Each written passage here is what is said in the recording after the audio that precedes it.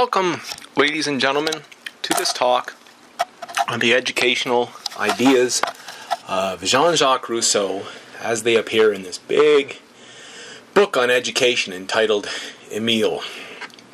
Now, I have to preface this talk by confessing what a daunting task it is to write a lecture on such an enormous and classical book, and to do so in a way that won't melt my audience members, who are, after all, most likely student teachers completing a B.Ed degree, and so who won't likely, or don't likely have a lot of time or patience even for an extended and therefore fairer study of Rousseau's big book. Like Detective Joe Friday from the old Dragnet radio programs, you'll likely be wanting just the facts, ma'am. Now, in past lectures, I've endeavored to oblige you by trying my best to smoosh all the basic information and highlights, mostly positive, about various educational thinkers into the first half of the talks I've created. I'll try to do that here too, but I have reservations about that procedure with Rousseau's Emile. With Plato, for instance, I can avoid such smooshing by purposely not leading you into an examination of his big book on education, The Republic. Precisely because to do justice to the Republic would require, at the very least, an entire term of careful study, reading and rereading, as well as some nice, slowly paced back and forth discussions. As a side note, I think that as people in a B.Ed program who wish to study the great philosophers of education, we're luckier with Plato too, because we can look at some of his other much shorter dialogues in order to get a feel for his understanding of education, and maybe to save his big book, The Republic, for a more leisured time, like summer on the beach, or maybe a seminar course, or a book club, perhaps. But not so when we approach Rousseau in an education faculty. Why? Rousseau doesn't have any little dialogues we might read on the subject. Just his great big tome. And that isn't the only problem I'm encountering with trying to help you get your head around old Jean-Jacques, because it seems to me that anytime I myself want to understand what's going on in the Emile, I need to keep other things that Rousseau has written especially in mind. All that stuff on the social contract, and the state of nature, and the general will, and the arts and sciences, and so forth. Of course, one might say the same thing of Plato's writings too. But, at least with Plato, each of the operatic dialogues is nice and short, like a little dramatic vignette, and hence more manageable from the point of view of someone trying to expose student teachers to one of the greatest thinkers in history. So, I guess I worry in offering you this lecture on Rousseau's views regarding education that I'm leaving a lot of important things out, that I'm missing connections for you, that I'm glossing over too much, and not doing justice to nuances and complexities and tensions. But then at the same time, at least when we meet together for face-to-face discussions, or when you gather together in your own classes to discuss Rousseau, perhaps you could take up these big questions or these big perplexities in greater detail. So, the first difficulty for me is knowing exactly where to start with introducing you to Rousseau. I have to admit to you that when I first encountered Rousseau as a student in political science, I sure didn't like him. And honestly, I still don't like him very much. In political science, we didn't read the Emile, mind you. We started with his discourse on the origin of inequality and his discourse on political economy. And of course, we read his book, The Social Contract. I found those books pretty ridiculous and flabbergasting in so many ways, some of which I'll go over in this lecture series. But years later, when I was studying to become a teacher, just like you, I happened to be reading the Emile for pleasure. See, our local university here in Calgary long ago axed all the philosophy of education courses so that any real learning about such things has become relegated to a matter of private enterprise. Anyway, I have to say, ladies and gentlemen, I kind of liked Rousseau's Emile. I was glad I was reading it. That is, whereas so much of Rousseau's other stuff always rubbed me the wrong way, there seems to be much good sense in his Emile. In fact, even now when I sit down to read and reread it, I think to myself, boy, imagine if a teacher or a father like me could be that kind of person and that kind of tutor that Rousseau depicts in his educational novel.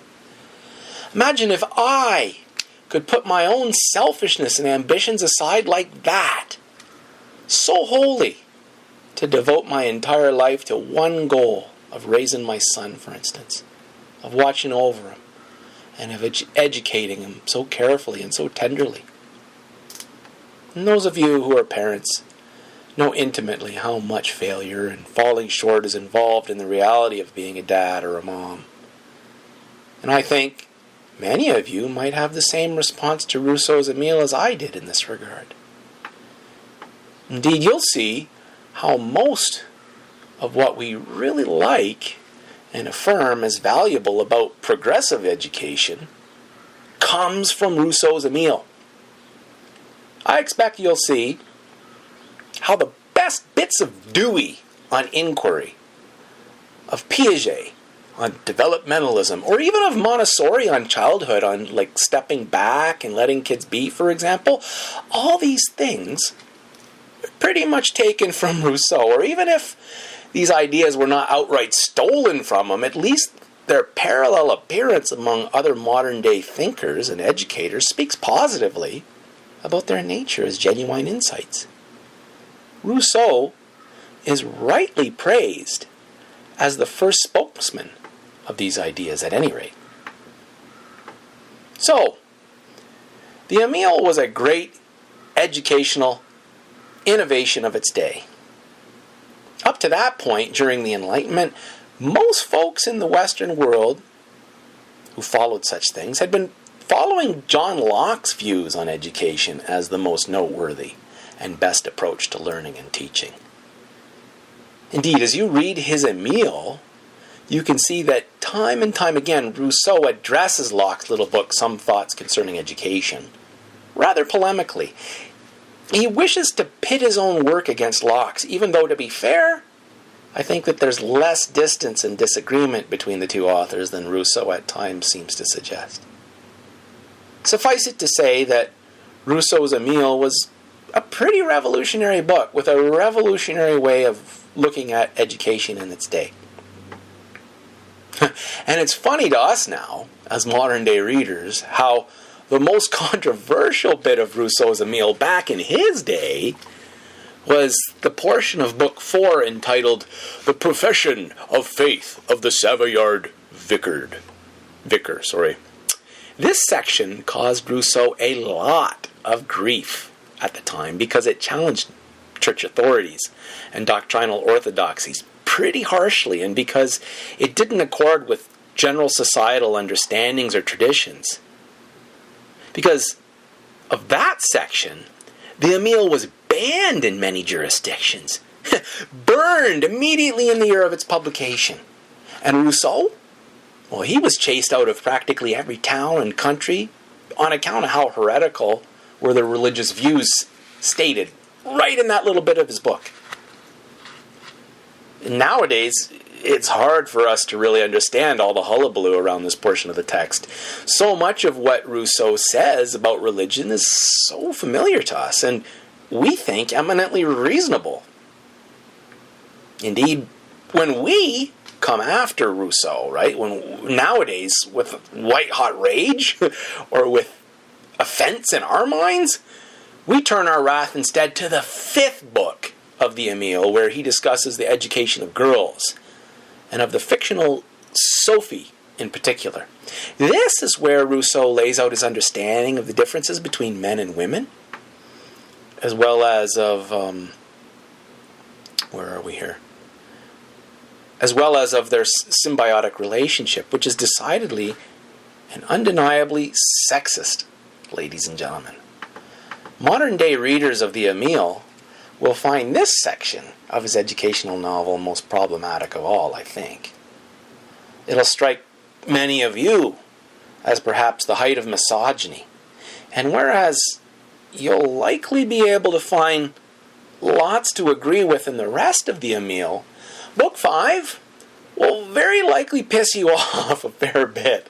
Indeed, one of the dangers I'd like to warn you about is that maybe after reading Book 5, you'll be so turned off by it that you won't be able to hear, to remember, or to appreciate any of the good stuff you already read in the earlier chapters of his masterpiece on education. So, be warned, okay?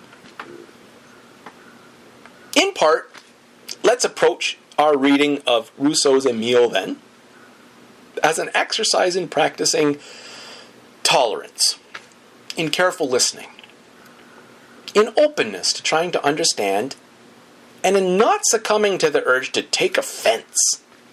This will be good for us, ladies and gentlemen, for all of us want to be teachers, right?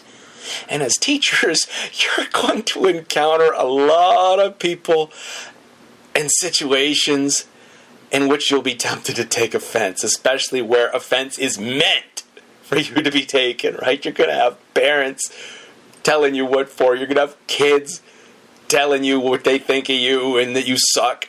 And you'll need to learn how to deal with these things calmly and coolly and rationally. It's not easy. You'll need to practice patience and hearing and understanding and distancing yourself from that urge we have to be swept up by righteous indignation when our egos are threatened or when our sense of injustice is inflamed. We can engage in this kind of mindful spiritual practice as we read Rousseau, eh?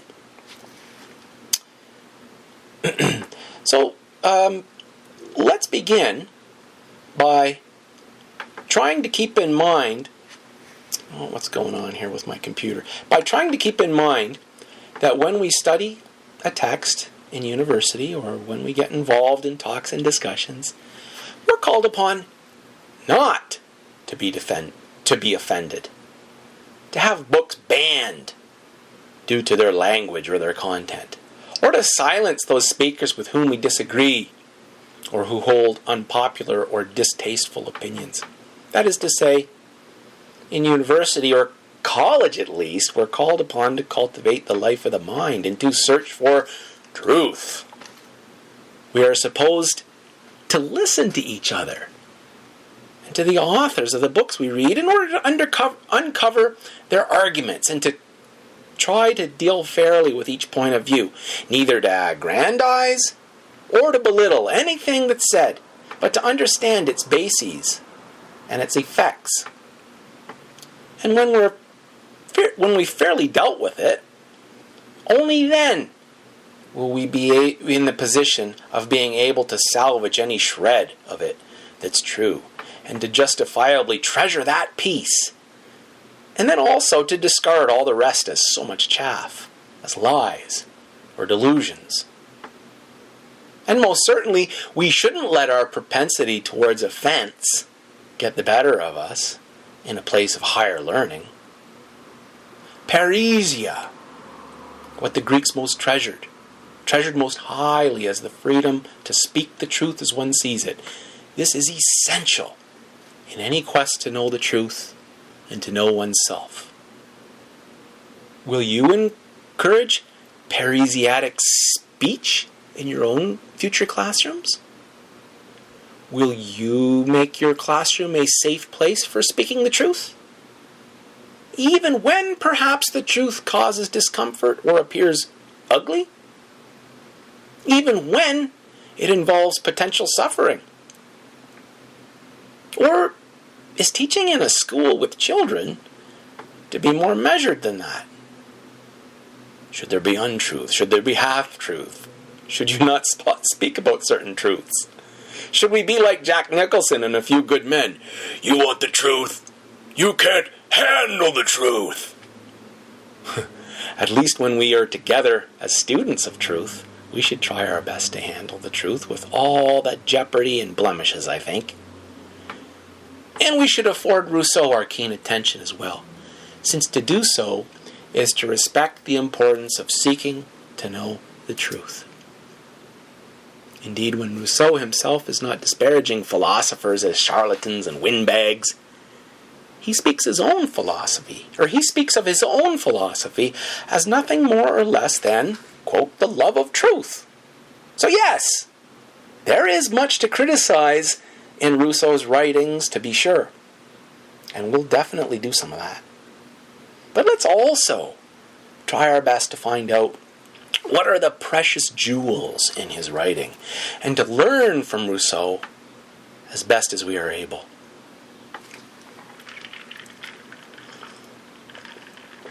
Okay. I know that some of you will just want the facts on Rousseau's Emile, and maybe you won't want to hear too much about the bigger picture, but nonetheless, I'd like to make sure you have a broader sense of Rousseau's work and his contributions to Western civilization and thought. So, first off, let's start with a little gloss on Rousseau's other works. Let's look briefly at how these works are situated in relation to some of the other thinkers that he fought against or built upon in his own day. And along the way, let's also take some time to discuss a few biographical facts from his life, anywhere that such facts are relevant to developing a better understanding of his work. If we do that, I think our inquiry into Rousseau's understanding of education, as it's articulated in the Emile, will be much better. This longer route to understanding Rousseau will require your patience and your attention, however. So first off, since Rousseau begins Book 1 of his Emile with an allusion to man's so-called natural state, prior to the devastation wrought upon him by societal factors, let's begin by examining his tale about the proverbial state of nature, as it's discussed in his other major texts. Let's look at how his tale about this state of nature is situated comparably among other accounts from the general time period. Those of you who have a bit of background, perhaps from forays in political science or philosophy, will likely have heard about some of these big Rousseauian ideas, even if you've never read his Emile. And you may find a quick gloss on Rousseau's other writings useful down the road in your teaching career as well, especially if you plan to teach high school social studies someday. Why? Well, you'll find yourself needing to provide your own teenage students with at least an overview of Rousseau's big ideas, particularly when you begin to study democratic theory, or the French Revolution, or the Enlightenment thinkers. And these are all part of the social studies curriculum, mostly in grade 11 here in Alberta. So here goes. The one line anyone ever remembers from Rousseau from high school is taken from the first sentence of his book, The Social Contract. Quote, "Man is born free, but everywhere he is in chains." Unquote. That's a handy image to help you and your students remember the flavor of Rousseau's work. Keep in mind that for him, human beings are naturally good, peaceful critters. That is, in a so-called state of nature, we aren't wired to go around hitting each other over the head, stealing and raping and killing and conquering. Nope. Prior to societal organization, and when we just lived out in the bush or wherever Rousseau imaginatively supposes we thrived, we were rather more solitary beings. We were naturally moderate. We had a few basic needs, but in a state of nature, that is, prior to the rise of family and property, society, politics, war, nations, all of which inflame our so-called needs, creating excessive and unnecessary wants and desires among us that are unrealistic, or else that require we start impinging upon each other for the satiation of these unnecessary urges. Prior to all that excess, we were basically just good and peaceful. It was easy for us to do what needed to be done to live happily. When we were simple and uncorrupted in our natural state, our power to achieve what we needed was not outstripped by our will or by the voraciousness of our desires. We were happy, or at least not unhappy. Now, when people talk about Rousseau, they often call this figure of the natural man, that human being living in a, quote, state of nature, a noble savage. Now, to be truthful, Rousseau never actually used the phrase noble savage to describe human beings in this mythic, pre-civilized state. But the term makes a lot of sense, and it's stuck for better or worse, so let it stand. And besides that, when you're doing your studies in the B.Ed program, where you're required to learn about the history of Aboriginal or First Nations peoples, so that you can teach about them from a place of sensitivity and understanding, it might do you some good to remember how Rousseau's views of the so-called noble savage were shaped by the misconceptions and idealizations he harbored about North American tribes that were being encountered and systematically obliterated by European settlers during his day. And for a little insight, or for a little light reading on this topic, and in the voice of an author who is himself a First Nations member, I recommend Thomas King's award-winning book entitled The Truth About Stories. His narrative has the virtue of being light and easy to read, while also dealing in a general gloss with many of the preconceptions European colonialists and intellectuals had about Aboriginal North American peoples. And although it wasn't written by a First Nations author, I highly recommend the book War Before Civilization, The Myth of the Peaceful Savage by the Paleolithic archaeologist and anthropology professor Lawrence H. Keeley.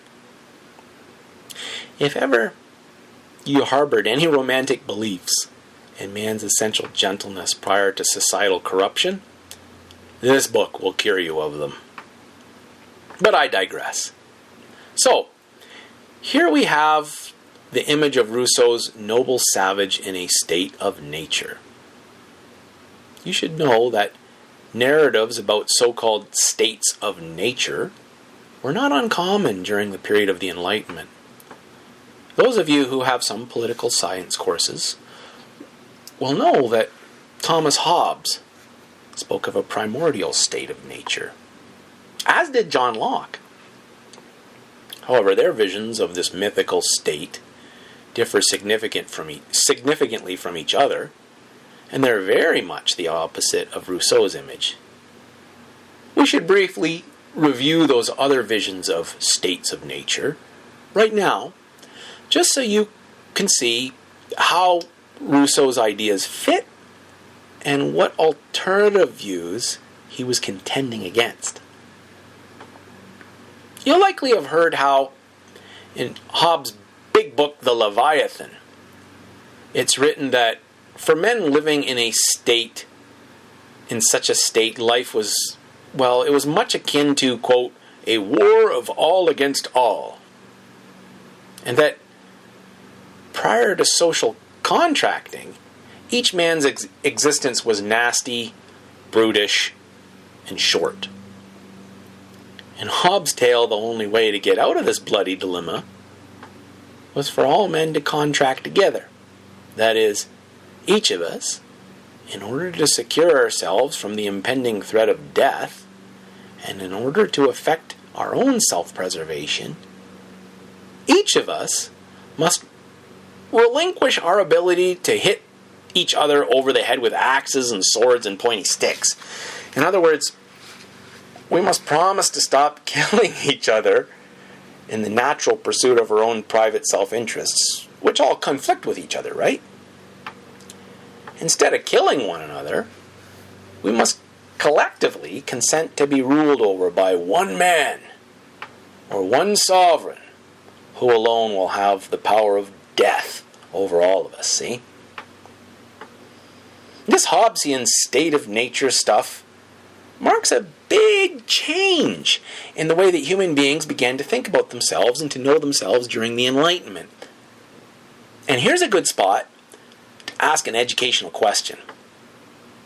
What manner of education springs from these Hobbesian suppositions about life and the universe and everything?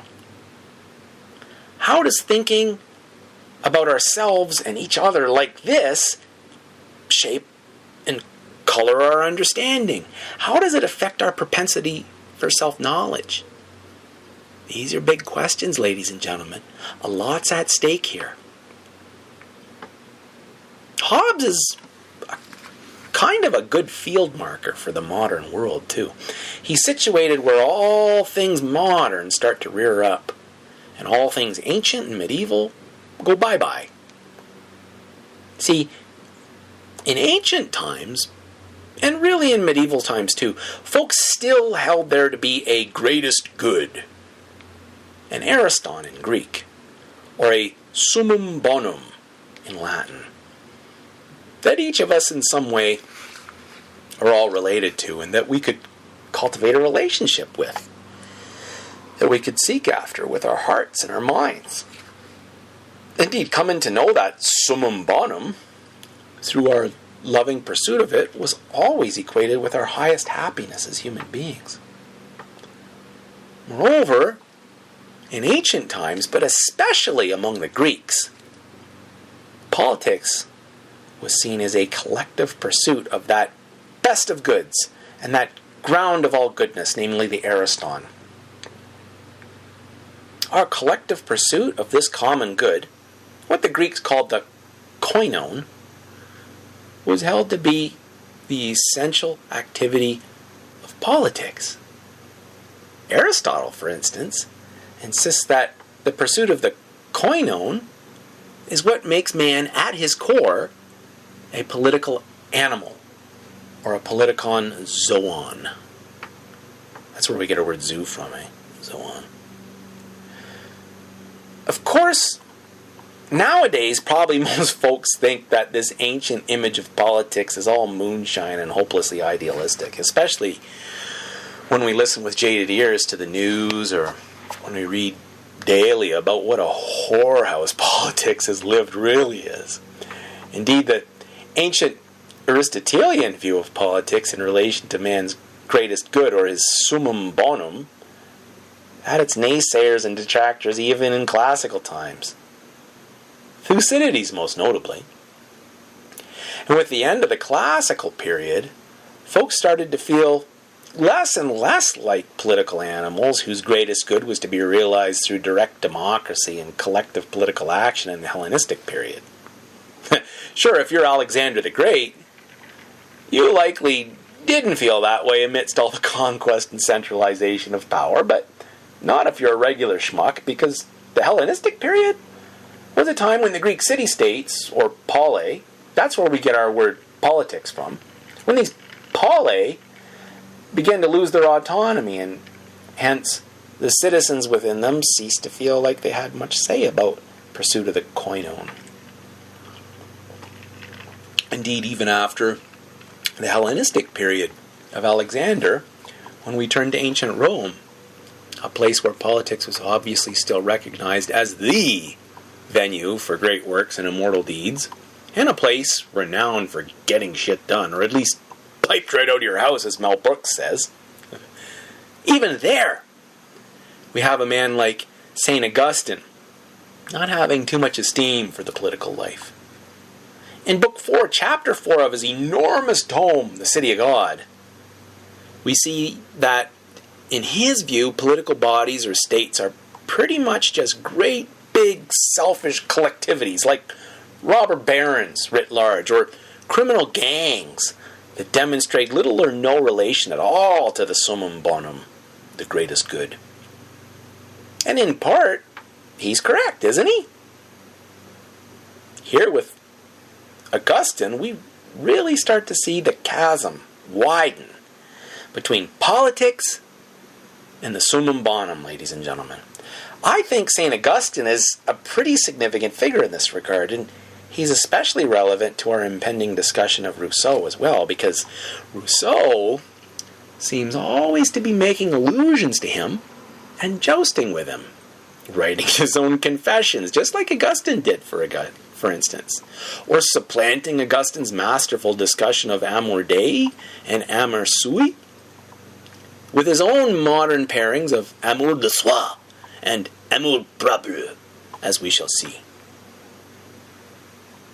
Now, I'm no historian, but I'd hazard to say that the real break between politics and the summum bonum didn't come until Christianity became the big master narrative through which all ideas needed to be filtered, in the West anyway. We see this, I'd argue, in St. Augustine's discussion of the two cities in his City of God. One being the earthly city, in which men engage in political life, and the other being a heavenly city, carried about somewhere in the hearts of only a remnant of men whose members, as yet unknown, are simultaneously inhabitants of the earthly one, but also likened to pilgrims on a journey to this heavenly one after death and a final judgment.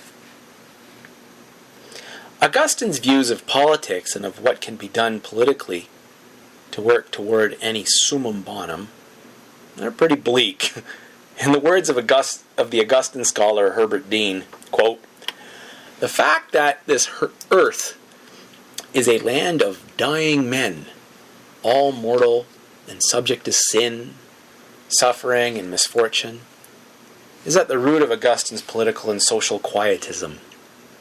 There's little room in his thought for the idea that power may be used to improve the lot of man on earth, or to lessen his misery." Unquote. Well, much later in the Middle Ages, Thomas Aquinas had a more Aristotelian and therefore more sympathetic understanding of the potential relation of politics to the summum bonum. Politics was, for him, still a place of the cultivation, still a place for the cultivation of virtue. Politics does matter in a man's quest for the summum bonum. But that's maybe a bit self-serving too, because in Thomas's day, the church was, after all, in a position of great political influence. Men were to obey the church in all things concerned with the soul's salvation, but to obey the king in matters concerning civic welfare, which sounds like each of the two realms was recognized as distinct, and that there was a kind of rudimentary division of church and state, except for the fact that the king must be a Christian. Thomas saw politics as still tied to the summum bonum, because in his view, it was appropriate for the church to have superiority over the king, just as the soul ought to have dominion over the body. Nevertheless, I think it's safe to say that in medieval times, as opposed to ancient times, man's salvation wasn't any longer intimated in the possibilities of action arising from rational discourse about the common good in the political arena. Nope. In light of man's fallen state in sin, there could be no conjoint political effort toward the common good among people of goodwill. There's only one way, folks, and that's by rejecting the ends of politics and of worldly affairs, this great whorehouse, and instead seeking out the summum bonum through faith and salvation in Christ, the summum bonum incarnate. So that's my Cole's Notes type version of history for you. Yeah, it's terribly deficient, but I've offered it to you with a basic purpose in mind. I'm suggesting reasons why, over time, folks became jaded about supposing that politics and the summum bonum, this greatest good, could ever be intimately related in any real way. Maybe you can even see why, as an extension of this growing disillusionment, folks who easily enough recognize the real and concrete ends of politics all around them also began to be more and more skeptical and suspicious of this elusive summum bonum ariston whatchamacallit.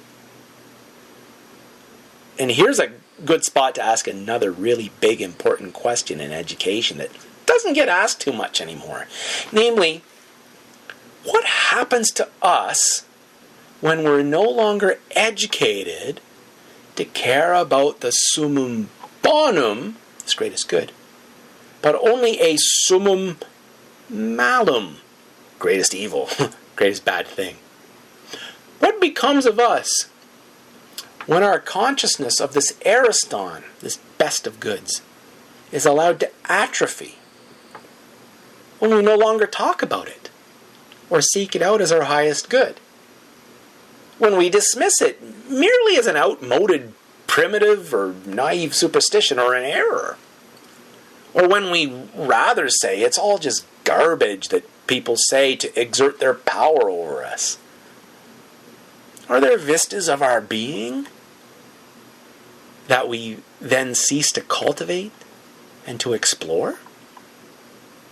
Do we become stunted in our ability to know ourselves? And what of our highest happiness? In some sense, these are the fundamental questions of the modern world brought about by our modern way of education, ladies and gentlemen. Should we toss out Aristotle entirely? There is something wonderfully promising and fundamentally true in thinking about the manner in which politics and our supposed political nature might not be all ravenous self-interest and perversity, isn't there? And how in politics there might still be an opportunity for human beings to rise above their basic proclivities to pursue the koinon, or the common good. But how to do that? That's one of Rousseau's big questions, folks. Okay, so fast forward to the Enlightenment. Excuse me. Enlightenment thinkers pretty much kick the notion of a summum bonum to the curb. And they do that by rewriting the Genesis story. Remember how in Genesis, God is said to have created the world and to have looked upon it and said at each stage in its creation that it is good. Well, Thomas Hobbes' state of nature basically says, nope, whatever you might say about the beginning of things, it sure wasn't good. And again, for Hobbes, all this fancy talk about a summum bonum is just pie in the sky. Like the comedian Patton Oswalt says, it's all just sky cake. In fact, Hobbes felt that some of the most self-interested destroyers of life and the public order in his day were none other than the religious zealots who said that what they were really interested in was this summum bonum. Hobbes, he was deeply suspicious of folks who based their ideas about the commonweal on the notion that it's through politics that we secure our summum bonum. Or rather, such talk of commonweals and summum bonums is okay as long as you lower your sights, as long as you understand that the greatest good for all of us, bottom line, is self-preservation. Indeed, in his view, the only way to really secure the common good was to discard this pie-in-the-sky notion of a summum bonum and instead to start talking about a summum malum, or the greatest evil. And what is that greatest evil? Death! You want to secure yourself against your neighbor? You want to live in peace from war and violence? You want to escape from an existence doomed to be nasty, brutish, and short? As long as you let these sky-cake religious zealots dictate to you what is your summum bonum, and as long as you allow them to incite you to violence, that ain't gonna happen. So, contract together then. Hand over your own individual power to kill your neighbor, and let him hand over his. Relinquish this power to a great Leviathan king, a sovereign who will make damn good and sure that everybody's playing by the same rules, that folks aren't hitting you over the head with rocks, and that you're not hitting them over the head likewise. And what happens to folks who don't play nice? Death! The summum malum. So no more state of nature problems, end of story. That's the essence of the shift from ancient and medieval times to all things modern.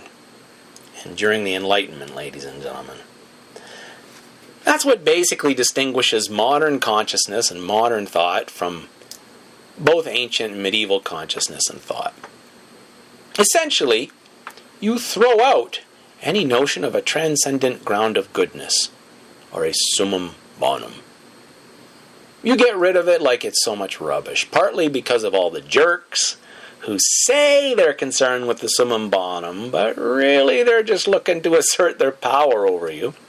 You're wise to them. You see right through their charade and you don't believe a word of it. But that's not the only reason you start to balk at any talk about a summum bonum that relates politics to the perfection of your own human nature. Another main reason is because it just seems plain naive and idealistic. Let's say you aren't a jerk about power when you have it. And let's say you genuinely do seek to motivate and to draw men together to love their neighbors, to seek to know the ground of all goodness, truth, and beauty, in the ariston or summum bonum. Well, such a one with such lofty aspirations sure ain't going to get too far in the real world. You still have to deal with real men and real women. And real people are scumbags, to paraphrase Machiavelli, another father of the modern world. So love is no way to rule, to acquire rule, or to maintain the so-called common good of rule, achievable through politics. Why? Machiavelli tells us that in their love, men are fickle. Lovers will betray you at their own advantage. You can't control whether other folks will love you or keep loving you, in other words. But men in whom you bring to bear a poignant fear of death, that dread of the summum malum, well, these guys are far less likely to cross you or to defy you. And keeping order through preserving men from death is a lot more tangible an enterprise, isn't it? It's a lot more manageable and practical a thing than trying to establish order, security, and understanding of any kind through love, especially for an intangible and elusive thing like the summum bonum. So you want to bring men back to an awareness of their ground, their true natural beginning? Forget all that summum bonum stuff. It's the summum malum you're after. Like Samuel Johnson said, nothing focuses the mind like a hanging.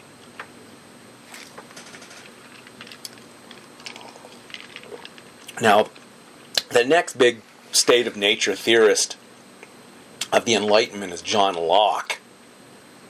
Also a big player in the field of educational thought. In his portrait of our origins, and unlike Hobbes, Locke paints us less like a bunch of wild, passion-driven, irrational barbarians. In his view, our state of nature is rather more reasonable than that. He suggests that by natural reason, something like we all have, right? we can all see that each of us has a basic, natural equality. Like the American fathers said after him, all men are created equal. See? Locke felt that we could determine all sorts of truths about each other and the world easily enough from the power of our reasoning. We're a much more reasonable bunch of critters than Hobbes says, right? In his view, the power of reason acts as a kind of awareness of a natural law that underlies all things. It's according to this natural law of our reason that we can figure out what is just and unjust, what's right and what's wrong, and that sort of thing. And for Locke, one thing you can figure out by simply reasoning about it is that nobody ought to hurt anybody else because everyone's equal. The law of nature, therefore, serves to preserve mankind. Quite a different kettle of fish than Hobbes, right? Well, not exactly. Because although human beings are endowed with reason, in a state of nature, they're also imbued with unlimited appetites and aversions. So that's a lot like Hobbes, right? And the same problems result from such a state of affairs. That is, we can be desirous and fearful about a multitude of things. We can take our appetites and desires and fears just as far as we're able to go with them. Further, really, because our imaginations can add fuel to the fire of our desires, even beyond what is a reasonable expectation. And you know what that leads to, right? Just think back to when you were in high school reading Shakespeare's play Macbeth. Remember where Malcolm susses out Macduff's loyalty with his false confessional speech about just how wild and rangy his own tyrannic desires will get if left unchecked or unmoderated as Scotland's new king? Quote, "There grows in my most ill-composed affections such a staunchless avarice that, were I king, I should cut off the nobles for their lands, desire his jewels in his other's house, that my more having would be as a sauce to make me hunger more, that I should forge quarrels unjust against the good and loyal, destroying them for wealth." Unquote. Yikes, that's some nasty stuff just waiting to happen, eh? When all men, or even just one man, is allowed to live unchecked in a so-called state of nature where acquisitiveness is understood to be unlimited, and where there is no enforcement of rules or contracts. Let me be clear here. Locke has zero problem with greed, folks. It's not the idea of unlimited acquisitiveness that he has a problem with. He actually digs that. Locke always strikes me as a kind of grubby philosopher. And the grubbiness of unlimited acquisition is part of man's nature that's worth affirming and building upon, in his view. It's where all our industriousness comes from. Locke is big on industriousness and ambition. It's also why property figures so large in Locke's thought.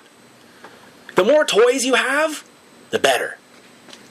See, for Locke, it's not just simply about having your life safeguarded by a great Leviathan prince, king, or state power. No, he's not looking just for self-preservation in his notion of our need to enter into a social contract with each other. Unlike Hobbes, Locke is looking for comfortable self-preservation. And that means getting lots of stuff, as well as investing labor and effort in your stuff to make it into more valuable stuff.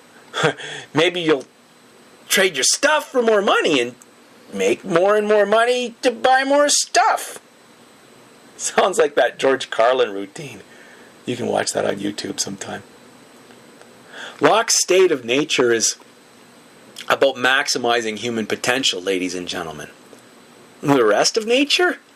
Pfft, Locke isn't any kind of nature lover, folks. He's not a back-to-the-land kind of guy, say, unlike Rousseau.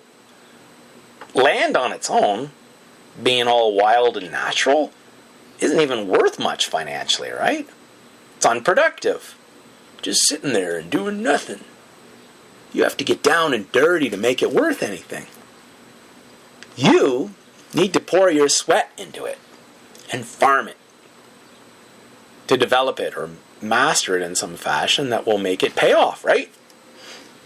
But how are you going to feel secure doing that or being ambitious and industrious at any time? If at any time some above-the-law jerk can come around and steal it from you or kill you and take it.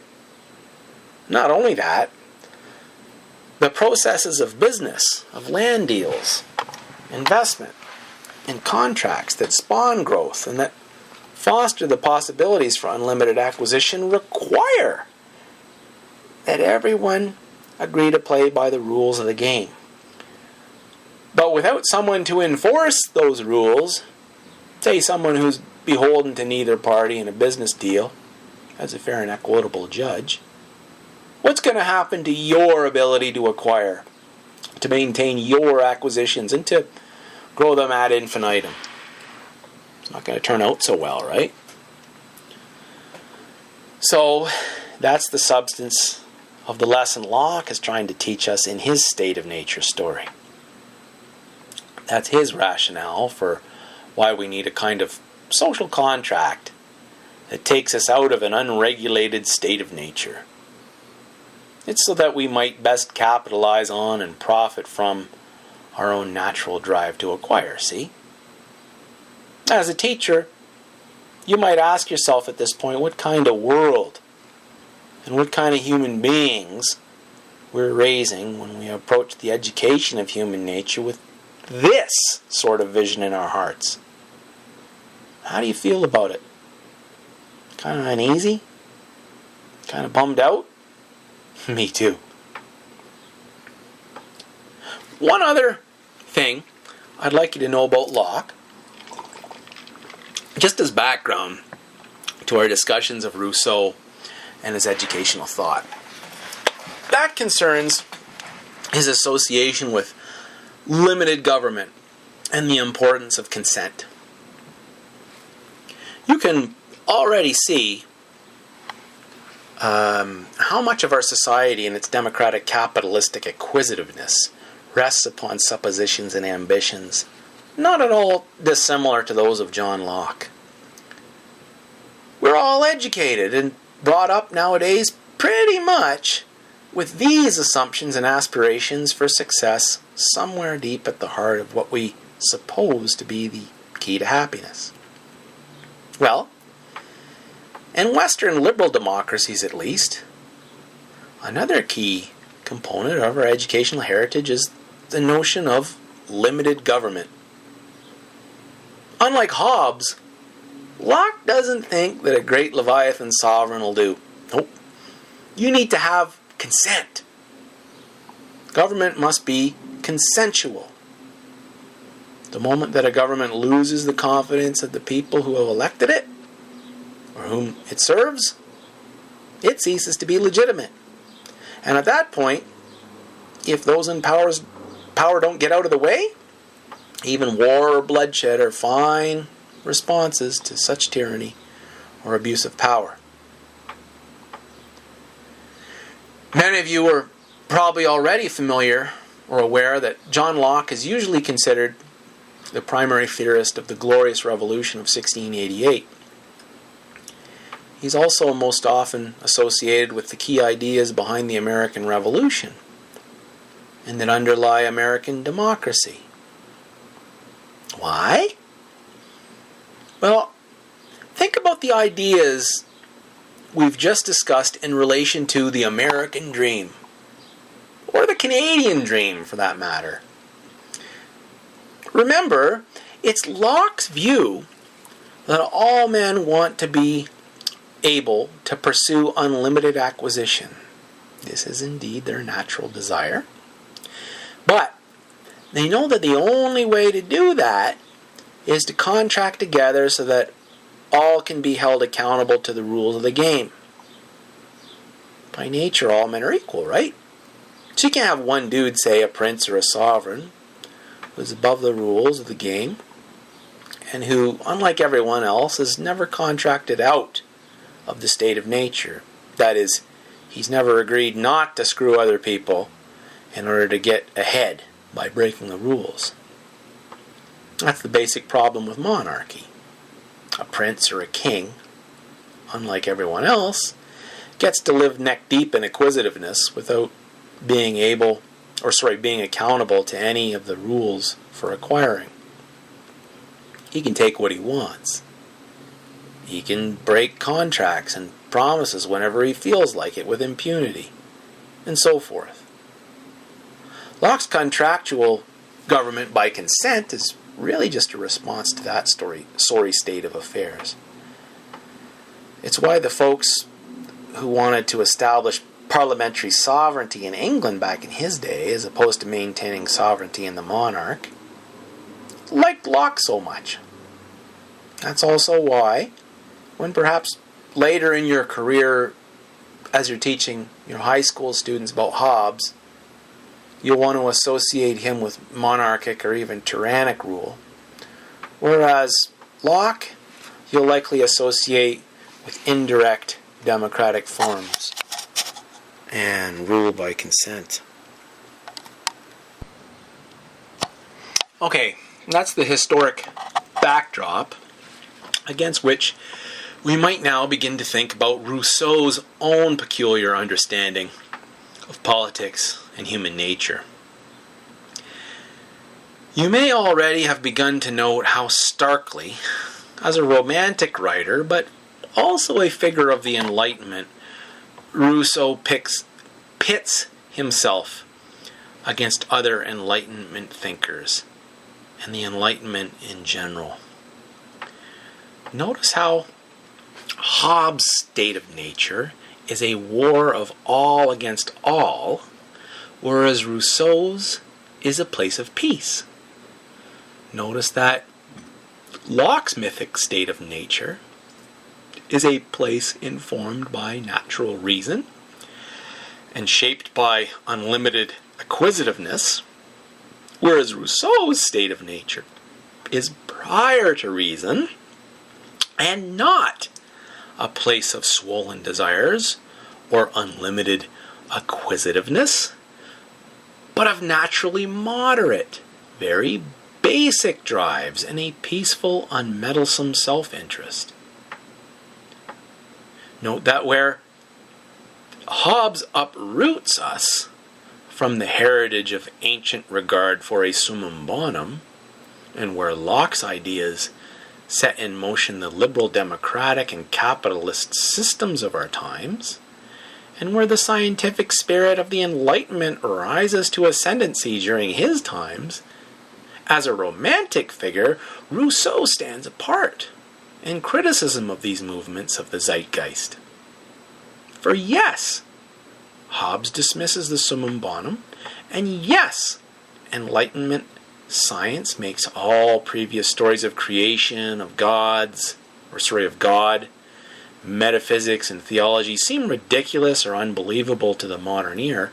Nevertheless, says Rousseau, now, where are we left? Without motivating stories. Without great tales to bring great love into being. And what has the burgeoning of science and technology done for us, says Rousseau, except soften and weaken us, filling us up with extravagant and unnecessary wants? Have you ever heard, this is a side note, have you ever heard Louis C.K. talk about cell phones and airplanes and flight? If you want to get like kind of more of a vulgar sense of what Rousseau is complaining about how all this technology and this has made us soft and science, and just listen to Louis C.K. He's funny. And yes, these unnecessaries and our drives for unlimited acquisition certainly do make the economy go. They fuel our liberal capitalistic system, but what a mess! What a low and grubby bunch we've become, educated for no great deeds or great love, only motivated by vulgarities of money, acquisition, and self-interest. Even if we end up not liking Rousseau very much at the end of our study of his works, I expect there'll be bits of his thinking that you'll find true and appealing to you as statements of our modern day problems, ladies and gentlemen. Now, the last big idea I'd like to discuss with you that appears more in his political writings and is only mentioned tangentially in the Emile is Rousseau's notion of the volonté générale, or the general will. This, I think, is the hardest part of understanding Rousseau. It's the part that I always found most alarming about his work as well. Maybe you'll feel the same way after you explore it a bit. So what is the general will? And how does it figure in Rousseau's thought? Well, remember earlier I said how Locke is the theorist we most associate with representative or indirect democracy and limited government? Like here in Canada or in Britain, where we have parliamentary systems, or down south in the US, where they have a presidential system. In either case, we vote for candidates who will represent us in our respective houses of government, right? Not so in Rousseau. He's the thinker we mostly associate with direct democracy. That is, with each of us having a direct say in our government and in what goes on in the pursuit of our collective common interests, as opposed to electing someone else to do that for us. So like, just as a tangent here, ancient Athens, right? You were an ancient Athenian citizen, you were a male, you voted directly, right? You didn't have somebody elect you, be elected to represent you. Or like today, right, where you have, say, referendums, right? You got a referendum on sovereignty, or, a recall. Say there's a politician that hasn't been doing what she or he said they're going to do. And in certain jurisdictions across Canada, you can actually sign a big petition and get that guy or that woman recalled, right? That's direct democracy. Anyway, here's how it's supposed to work in theory. Think back to our earlier discussions of Rousseau's state of nature. Human beings are naturally, moderately disposed. They're moderately disposed and peaceful, right? They're naturally moderate critters. Peaceful critters. Well, once people start having to live with each other and among one another, as opposed to being all by themselves in the bush, say, they start to bump up against each other in various ways. This is Rousseau's myth. Their needs maybe conflict with one another.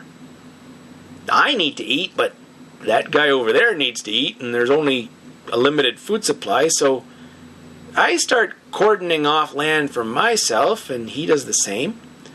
And we start eyeing each other's stuff and measuring ourselves based on how other folks are doing. Keeping up with the Joneses, like the Temptations say, and trying to win the Joneses' respect, their love and admiration. Oh, and not just in regards to property, but in love too, eh? Expecting whoever it is that you love to love you back. And just you. Not every Tom, Dick, and Harry out there. Demands for exclusivity in love. even loving me more than you love yourself, putting me before you. All this stuff, says Rousseau, creeps into and destroys that state of nature with all its simple happiness. Rousseau speaks of two loves in conflict with one another. Amour de soi, or a healthy natural self-love, and amour propre, which is hard to translate, but it pretty much means bad self-love, or a kind of love that is compromised by always comparing ourselves with others. Perhaps vanity is the best word to translate it. But we'll talk more about these two loves when we discuss the Emile in future, or in the next lectures, since amour de soi and amour propre are really key concepts in Rousseau's writings. Okay, so far you can see how, in Rousseau's view, when people start entering into society with one another, when they leave that mythical motorcycle, when they leave that mythical state of nature, all kinds of problems arise. There are all these vested interests, conflicting wants, as well as unnecessary and unrealistic desires. Folks wheel and deal acquisitively like Locke envisions. They make business deals. The deals are enforced. The winners are made and the losers are made. The rules aren't fair to everyone, and the enforcers of the rules aren't fair to everyone either. But the winners like it that way. Some folks get ahead, others fall behind. Inequality is everywhere. How can anybody be happy in such a place? Society sucks.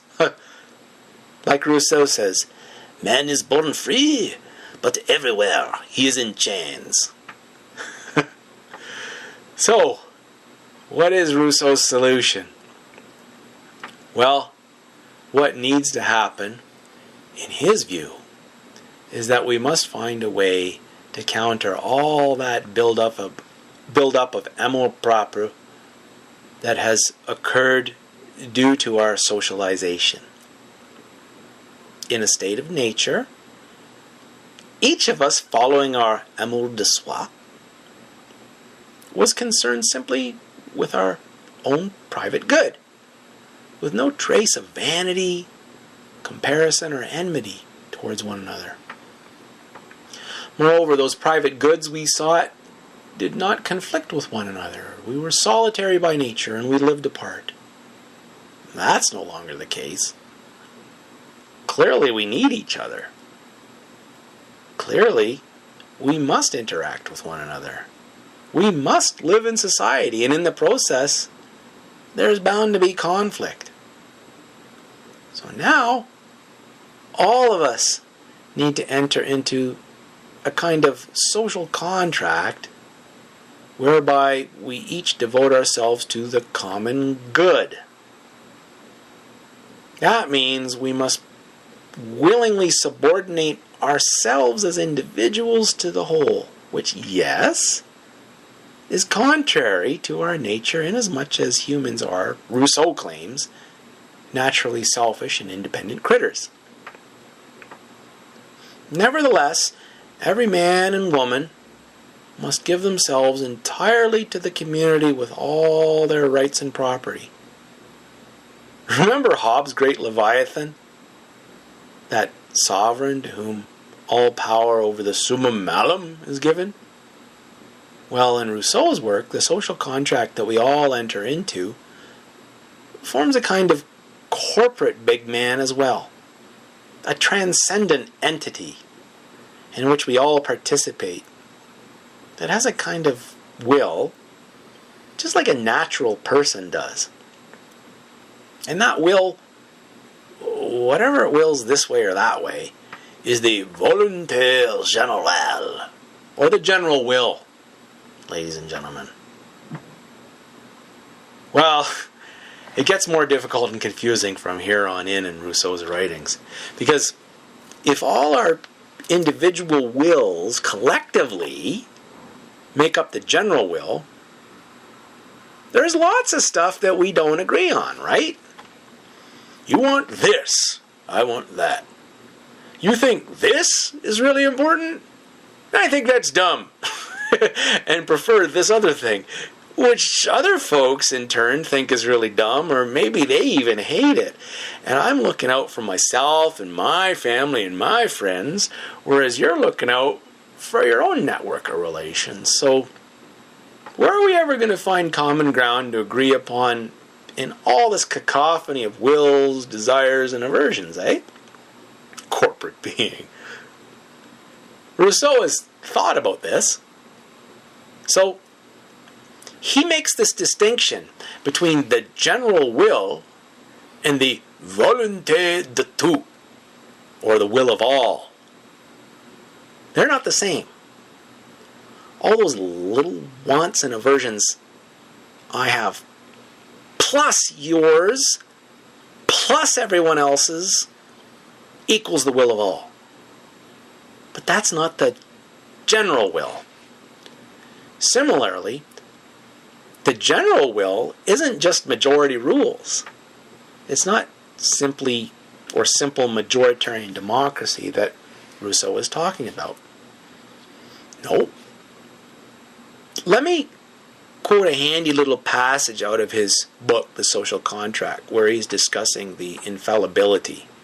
I said the word infallibility of the general will. Quote, "There is often a great deal of difference between the will of all and the general will. The latter considers only the common interest, while the former takes private interest into account, and is no more than a sum of particular wills. But take away from these same wills the pluses and the minuses that cancel one another, and the general will remains as the sum of the differences." Unquote. I like the passage because of its ease as a mathematical image. I can imagine the will of all as all these little pluses and minuses, or maybe even positive and negative charges, all canceling out one another, such that whatever's left over is what we all agree upon. That's still related to our self-interest, right? But it's our amour de soi, rather than our grubby amour propre. Rousseau sees this social contract as the theoretical structure through which we can deal appropriately with the problem of the corruption of our loves and of our being by society. It's a purification strategy, really. Now, keep in mind, because it's an important point, keep this in mind, right? Remember Locke and the importance of consensual limited government? Think about how politics in liberal democracies is especially reliant upon bargaining and compromise. Well, consent and compromise have zero place in the political body so conceived by Rousseau. What is demanded there is absolute purity. Remember, the general will is a will, ladies and gentlemen. Think about your own experiences of willing. Say you go to the movies. Do you want to watch that tear-jerking romance? Or do you want to watch that action-adventure flick? Or maybe they're both crap and you should go read a book instead, or stroll down by the river. What do you want to do? You have to make a decision. If you're all conflicted inside, you'll never pick anything. You'll just stand there in the theater lobby, not even deciding to go home to bed. Just hanging out with the teenagers until your end of days, sad, pathetic man. So, this image of the will, when applied to politics, has strange repercussions, doesn't it? Because the corporate big man, this general will, right? we've all contracted to bring into being must make political decisions, mustn't he? And that means he must have a will. And although he might weigh possibilities, he must at some point cast aside the other alternatives and choose. His will in that choice cannot be conflicted or multifarious. It must be one and homogeneous. So, how does that work in a corporate political body? How do you go about all this cancelling of pluses and minuses? Well, the leaders of the French Revolution, as I'm sure many of you are aware, took Rousseau pretty seriously on that count. If you want to have a general will that is the corporate and pure expression of the people, then the first things first, you gotta kill the king. His existence is an affront to the whole notion of the general will. In fact, the general will, one might say, is the collective voice of nature and an expression of each individual's purified Emile de soi. This voice of nature can be heard only when the fundamental equality of all men is recognized and realized, and when human reason, so easily corrupted by amour propre, is purified of all self-interest. The political philosopher and great translator of Rousseau, Alan Bloom, has written that man in a state of nature had a right to all that he willed, and that according to this viewpoint, there is no eternal reason which can and should control our actions, unquote. So much for the dictates of a king who claims to rule by divine right, eh? As Bloom remarks, each man has his own judgments based on his personal experience and affected by his particular will. This fact, he says, is reflected in the notion of the general will as well.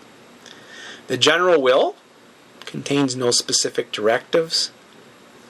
It can determine itself to do whatever occurs to it. It is in itself empty. It is pure will, unquote. So what is the general will then but a natural man writ large? One whose will, motivated simply by raw amour de soi, innocent selfishness, is its own law. One who in such a state has a kind of Eden-like undivided happiness. One whose choices are always the right ones. See, just like the other Enlightenment thinkers we've investigated as exponents of the modern world, Rousseau too discards the summum bonum here. God is dead for him. In fact, if we follow the logic of the French Revolution, spawned as it was by Rousseau's writings, if God isn't dead, then he must be killed in the figure of the king who rules as his divine emissary. As Albert Camus remarks in his book The Rebel, quote, the condemnation of the king is at the crux of our contemporary history. It symbolizes the secularization of our history and the disincarnation of the Christian God, unquote. Hence the execution of Louis XVI was symbolically also the murder of God. Regicide was, in this case, also calculated deicide. But when you kill God, there's always a hitch, folks. Something must replace him. Sometimes it's race or class. Maybe it's the almighty buck. As Rousseau writes in his Discourse on Political Economy, the voice of the people is in fact the voice of God, unquote. In any case, whatever it is that acts as God's surrogate It is infallible. And since the French Revolution, this infallible something has been ideology.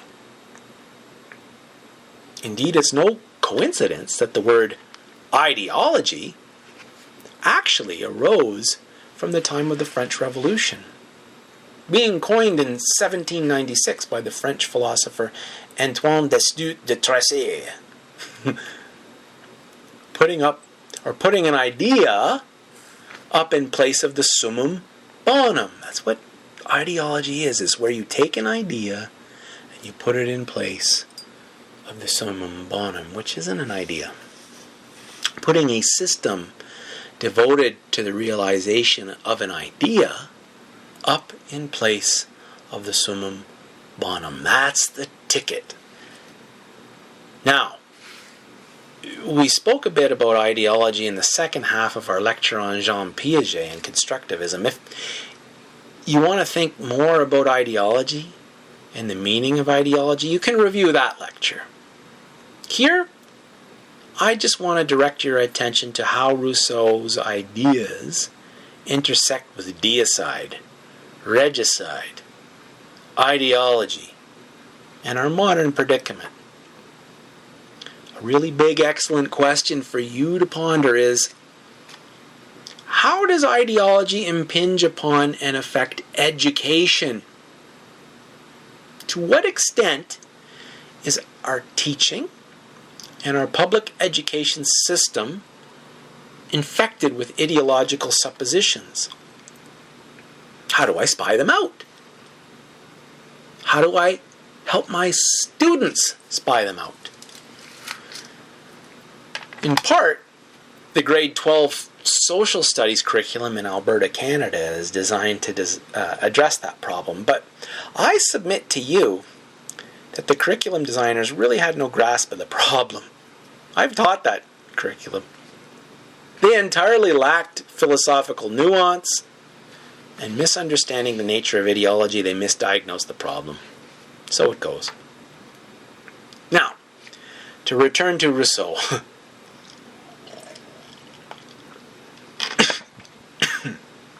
Excuse me. We were trying to take a drink to help me speak here, and it's not working. To return to Rousseau, we were asking the question, how does one go about achieving this sought-after purification of the will of all so that whatever remains is an embodiment of the general will? Let's look again to the French Revolution for our answer.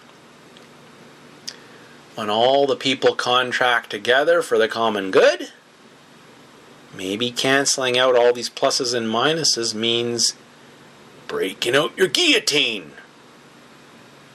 After all, as Hannah Arendt puts it, quote, the common enemy with the nation is the sum total of the particular interests of all citizens, unquote.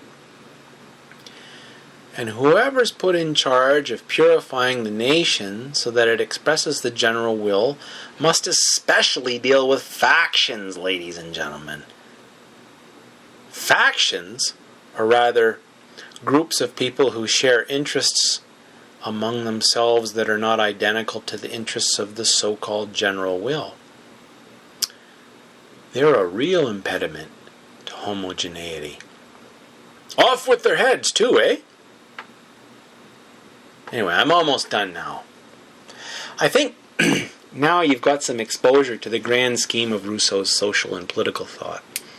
I think now you also have some idea about how it fits into and collides with some of the thinkers of his own day, as well as contends with earlier understandings among ancient and medieval writers. And finally, I think you now can see a few of the more troublesome elements of Rousseau's social and political ideas, which, for whatever reason, seem to have had great resonance in history.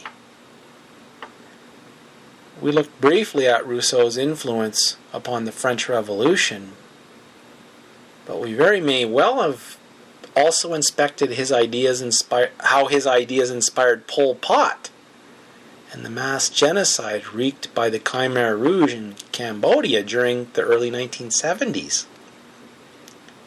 Khmer Rouge's charter of ownership of the nation, the people, their goods, talents, and so forth is nearly plagiarized from Rousseau's Corsican Charter. Their whole project was in fact founded upon a Rousseauian ideal of natural innocence and societal corruption.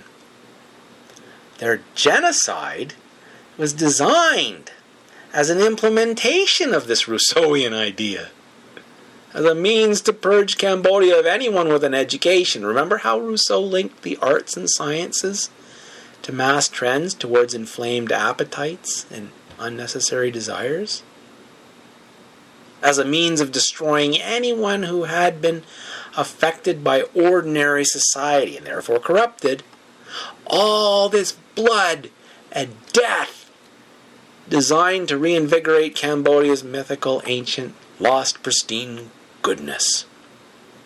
Many of the leaders of the Khmer Rouge were educated in the French tradition, and Pol Pot, their leader, espoused not Marx or Lenin as his revolutionary heroes, but Rousseau and Robespierre. Thanks for listening.